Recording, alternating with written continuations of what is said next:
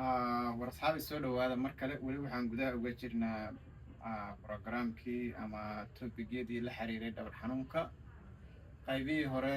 Qaybtii ugu horreysay waxaan ka soo hadlay waxa loo yaqaano mechanical lower back pain-ka, xanuunka ka imaanaya murqaha iyo jointiska iyo seedaha iyo waxyaalahaas ka imaanaya. Markaan qaybtaa ka hadlayay waxaan kaloo ka soo hadlay inuu jiro qayb non mechanicala oo non mechanical examplekiisa waxaa ka mid ah inflammatory conditionka ama dhabar xanuunka ay keento inflammationka guud oo jirka ku jira. marka maanta qaybtaasaan rabaa inaan ka hadlo. Qaybtaas waxaa loo yaqaanaa waxaa ka mid a ankylosing spondylitis. Keligeed maahan kuwa kalaa jira, laakiin waxaan ka hadlaa maanta waxaa loo yaqaana ankylosing spondylitis. Ankylosing spondylitis meelo badan ay gashaa, waxay common ku tahay xiriirta dheer lower back keliya maahan xiriirtaas oo dhan horta kasoo bilow mid baaga upper baaga lower baaga, laakiin meelaha ugu daran waxaa ku jirta lower back ama qaybta hoose oo dhabarka iyo sinaha pelviska meesha loo yaqaano lafta lagu fadhiisto iyo sinaha iyo qaybtaas oo dhan unbay ugu badan tahay. maxaa koosgareeya waa inflammation oo chroniga oo wax badan jirka ku jirta oo socota. marka maadaama symptomkeeda ama xanuunkeeda qofku uu dareemaya ay la mid tahay mechanicalka u eg tahay xoogaa oo aysan aad u darnayn, waqti badan ay socoto, soo noqnoqoto, qofkuna ka shaki maayo raajooyin iyo dhiigag iyo laga qaadi maayo. inta badan dhabar xanuun iska caadiyaha lagu qaldaa. marka inflammationkaas oo soo noqnoqoto oo aan la daweynaa marka waxay keentaa stiffness iyo pain iyo inay carrada dhan ay adkaato stiff noqoto, in range of motionka ama dhaqdhaqaaqa spineka uu limid garoobo. waqti markay socotana kaysaska qaarkood oo daran oo saviirka waxaa ku dhacda waxa la yidhahda spinal fusion. segmentiyadaas sida guriga u dhisan oo qaybta u googo-an oo carjawdaas u dhaxayda oo dhana isku maarjigaroobaan marka ayagoo dhana fuse isku noqdaan, hal cutub ay wada noqdaan. halka ay hadda sida caadiga uga leexleexaydo oo xibnahaas ay u kala go-an yihiin oo u kala qaybsan yihiin. waqti dheer markii ankylosing spondylitiska qofka ay haydo way isku maarji garoobaan, ayaga dhan hal unit ay noqdaan. marka maxaa hal unit markay noqdaan waxaa ku adkaada qofka dhaqdhaqaaqi inuu dhinacaan u jeesta, inuu soo meelaha kore markay ku dhacdo kale. tusaale ahaan qofkii golxu soo yeeshaa uma dhaqdhaqaaqi karo, kor isma toosi karo. hadduu certain move-yada qaarkood hadduu dhinacyada qaarkood u move karo inay xiriirtu jabtaa xataa suuragala, sababtoo hal unit ay noqotay oo maaragtay xibnihii laalaabmaayo loogu talagala movementiga waa isku maarji garoobeen. x-rayada qaarkood markii laga arkaayo, haddaan kusoo duugno dhinacan oo x-rayga ka tuso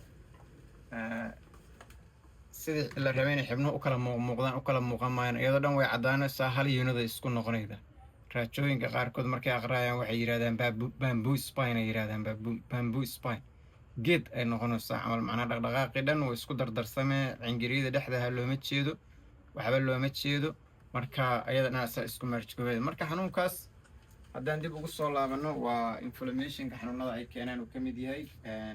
sidaa looga hortagaa? hortageeda waxaa ugu horreyda in la diagnose gareeyo. diagnosekeeda ama se la ogaada waxa ay tahaa muhiima. waxyaalaha lagu ogaada waxaa ka mid a raajooyinka oo kale waa lagu ogaada, waa la arkaa calaamadahan aan hadda idin tusaaya waa lagu arkaa, laakiin si definitive waxaa loo ogaadaa dhiigga lagu ogaada. MRI-ga waa laga ogaadaa isagana, oo inta badan MRI-ga isagana wuxuu tusaa xanuunkan keliya xibnahan oo dhabarka keliya kuma dhaca, marmarka qaar wuxuu affecti garayaa seedaha meesha ay ku xiran yihiin, meesha lafta jilibku ay ku xiran tahay, faysha meesha ay ku xiran tahay oo dhana inflammation ku galaa. marka blood test yaa laga qaadaa inta badan. waxaa ka mid a dhiigaga laga qaada magacooda hadda waxaa laga yaabaa muhiim idiin ahayn. waxaa laga qaadaa HLA-B27 dhiig la yidhahdo laga qaadaa. other inflammatory markers kuwa kaloo inflammationka lagu garto oo aan specific ahayna laga qaadaa jirta ayagana. iyo x-rayadaas iyo markii la isu keeno oo la ogaadaa oo xogtaas oo dhan lasoo aruuriyaa la ogaadaa. inta badan lama oga xanuunkaas ankylosing spondylitiska la yidhaahdo oo inflammationka oo dhabarka gala waxa keena lama yaqaan, laakiin waxaa loo malaynayaa inay jirto combination oo environmental factor iyo genetic ama heredity wax la yidhaha inay keentaa loo badinayaa, laakiin lama oga exactly.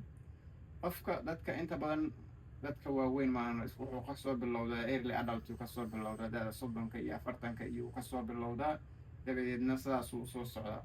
daawo ma leeyahay? may kaalmaatiyaa la siiyaa, laakiin cure absolutely ba inuu tagaaya malo. waa chronic, waa xanuunada chroniga.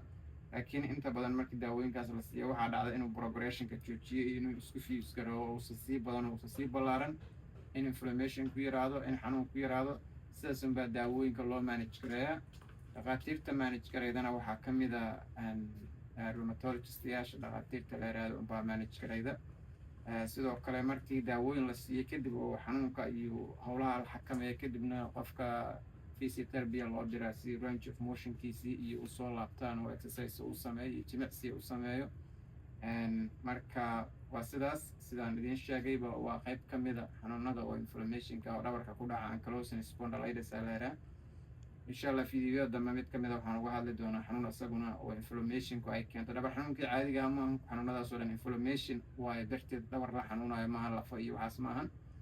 marka midka kaloo isaguna commonka waxaa la yidhaha rheumatoid arthritis, isagana video kalaan uga soo hadli doonaa, laakiin kan waxaan kusoo koobaya ankylosing spondylitis.